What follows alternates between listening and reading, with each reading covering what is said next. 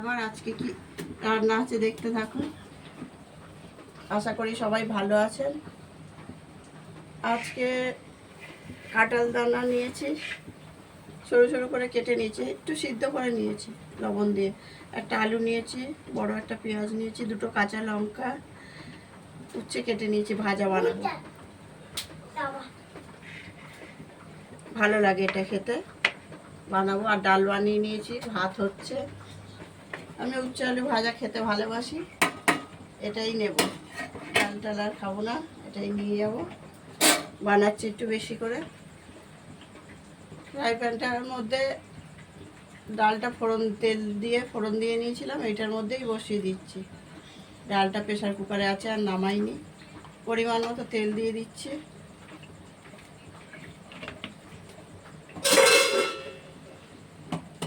পাঁচ ফোড়ন দেব, পেঁয়াজ দেব, দুটো কাঁচা লঙ্কা দেবো। তো ভালো ভাজা করলে ভালো লাগে খেতে।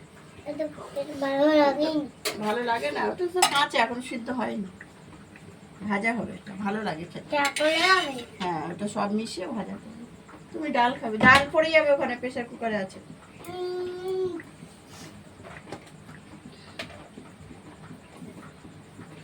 আজকে এই খাওয়া, আর কিছু না। ওকে ডাল দিস আর একটা ডিম অমলেট করে দিস। খাবে কি দিয়ে? আমাদের চলে যাবে, ওর তো হবে না। পাঁচ ফোড়ন দিয়ে দিলাম।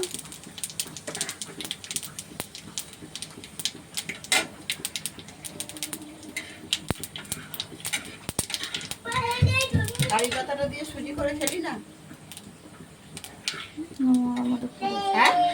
নোংরার মতো পড়েছে। নোংরা কোথায়? ওখানেই তো আমি রেখে গেছি। দিদাদের বাড়ি। তা ফেলে দে, ওদিক দিয়ে ফেলে দে।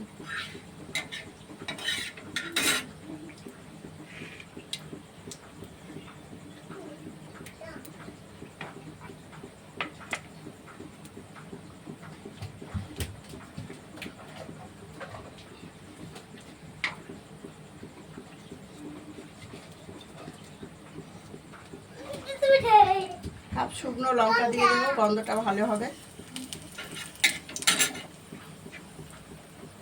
পেঁয়াজ দিয়ে দিলাম, পেঁয়াজ কোচানো দেবো।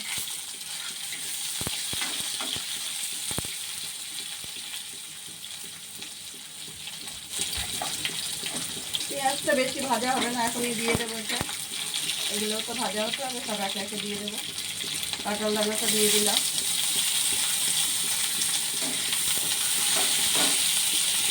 আলুগুলোও দিয়ে দিলাম।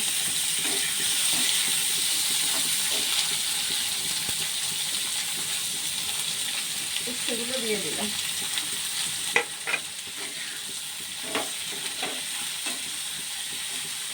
লবণ হলুদ দেবো।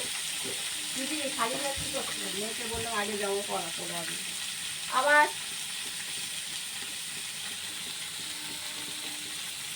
ছোটো চামচের 1 চামচ হলুদ দিলাম।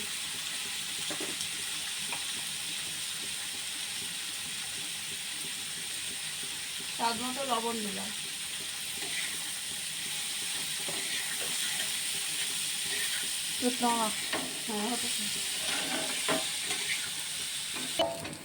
কে মেরেছে?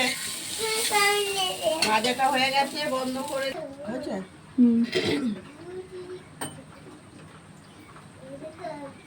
ভাজাটা বানানো হয়ে গেছে, আপনারা এরকম বানিয়ে খাবেন, ভালো লাগবে। কী কী মিশিয়ে ভাজা করলাম দেখতেই তো পেলেন। এরকম ভাজা বানিয়ে খাবেন। আর ভালো লাগলে একটা লাইক শেয়ার করবেন, কমেন্ট করবেন, আর এটা সাবস্ক্রাইব করে দেবেন। দেখা হচ্ছে আগামী পর্বে। সবাই ভালো থাকবেন।